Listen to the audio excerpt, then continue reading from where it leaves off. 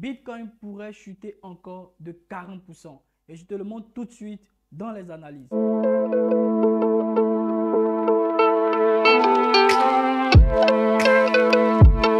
Salut, bienvenue sur la chaîne Crypto Pro Plus. Ici, tu apprendras comment fonctionne l'ensemble du marché des cryptos, allant des outils de base aux meilleures stratégies pour saisir les opportunités et réussir en trading. Mais bien avant, si tu es nouveau sur la chaîne, n'hésite pas à t'abonner, à activer la cloche de notification pour ne rater aucune des prochaines vidéos que je sortirai et à me laisser un gros pouce bleu pour soutenir la chaîne. Merci et tout de suite. Alors, dans un premier temps ici, on va analyser Bitcoin, d'accord, dans son canal parallèle ascendant. On constate que les bas de ce canal étaient des niveaux bottom, c'est-à-dire des niveaux où c'était très intéressant d'acheter.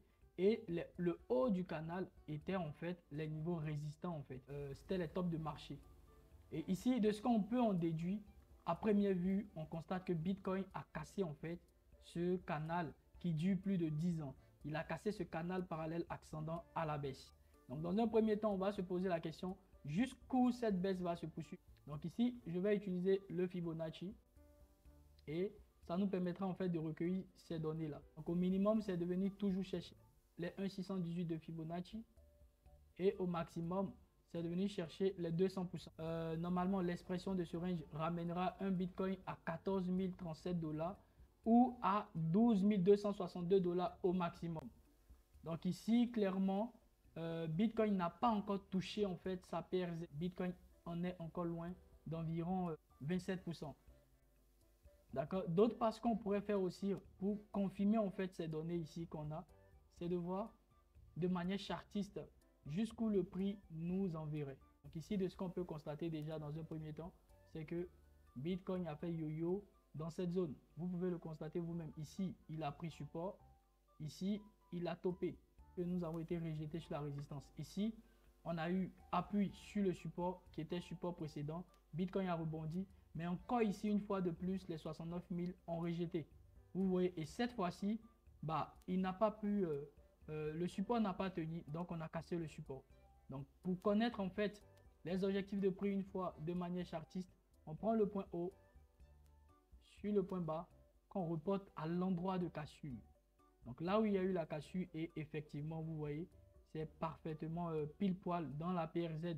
Donc un Bitcoin, d'accord, comme objectif déjà avec ce canal qui dure depuis 10 ans, c'est qu'au minimum on devrait se trouver à 14 037 voire les 12 262. Deuxièmement, je vous montre ceci. Ici, qu'est-ce qu'on a? D'accord, ici on a en fait le volume profile. Et le volume profile, ici, il indique quoi? Il indique simplement les zones où il y a eu énormément de business qui ont été effectués. Et à contrario, les zones où il n'y a pas eu énormément de business qui se sont faits. Et dans ces zones où il n'y a pas eu de business qui se sont faits, on aura des creux dans le volume. Et ces creux-là, on les appelle encore des gaps.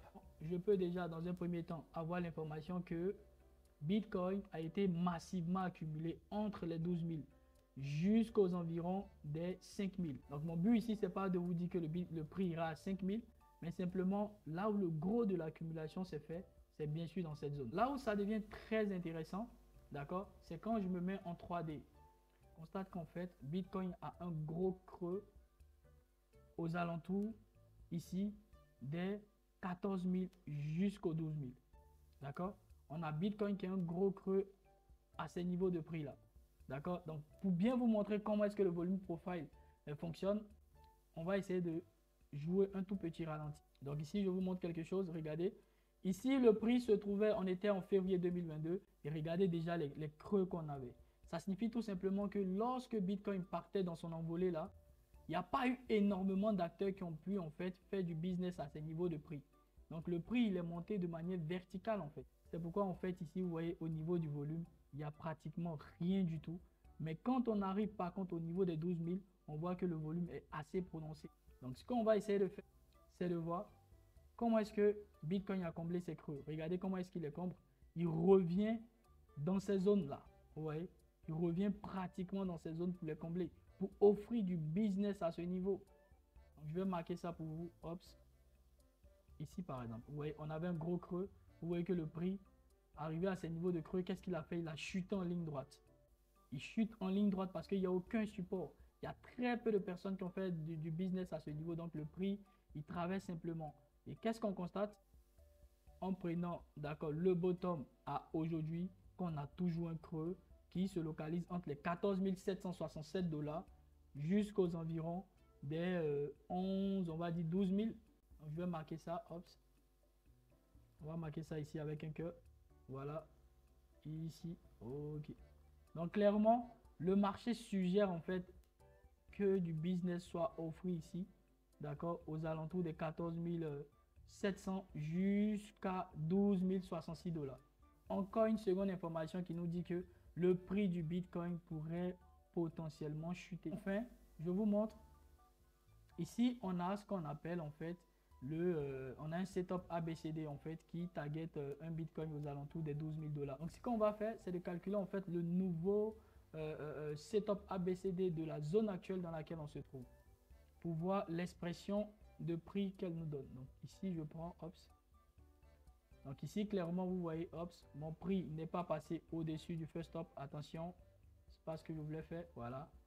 Mon prix n'est pas passé, d'accord, au-dessus du first stop sans excéder les 0,66. Donc, je peux cloner ce mouvement AB pour avoir un mouvement CD, tout simplement. Voilà. Et quand je reporte, l'objectif du prix, c'est de venir chercher à minimum les 14 000. Vous voyez?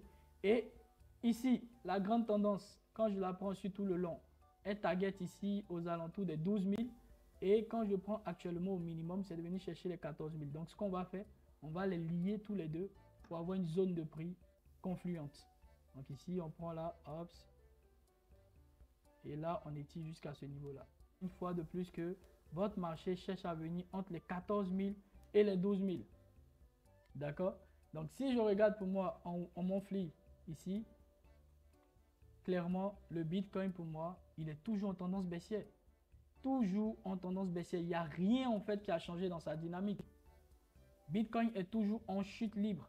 Il peut essayer de se maintenir comme il a essayé de se maintenir ici sur 1 mois ou 2 mois, mais pas fini, il cède. Vous voyez? Donc ça, clairement pour moi, ça me dit qu'au minimum, on veut essayer de retester la ligne de coût de ce W. Et si vous voulez voir votre Bitcoin redevenir haussier, au minimum, qu'est-ce qu'il faut faire? D'accord? Il faut inverser la dynamique de la tendance initiale. La tendance initiale, elle est baissière ici.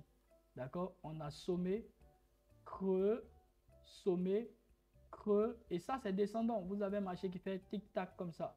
Donc, on pourrait rebondir un peu pour aller encore beaucoup plus bas. Donc, ce qu'on veut voir pour dire que nous sommes dans un marché haussier ou que la baisse est terminée, c'est de voir l'inversion de la dynamique. Que la dynamique s'inverse comme ça. Qu'on ait maintenant un creux, un sommet et un creux ascendant. Vous voyez que la dynamique change un peu comme ici.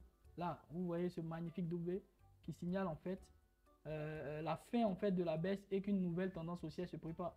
Ou encore ici, qui est un très bel exemple. Pour le mois de mars par exemple, ici on a eu ici une grosse tendance baissière.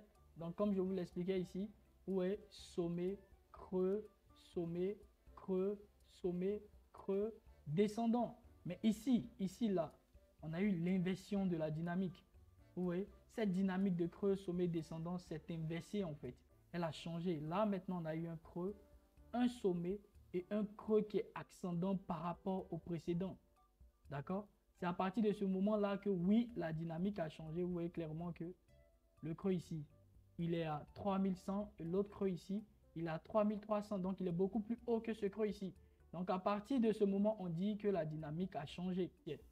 Donc, pour moi, perspective pour 2023, Bitcoin, d'accord, a des objectifs de prix baissiers, que ce soit à très long terme, à moyen terme ou à court terme.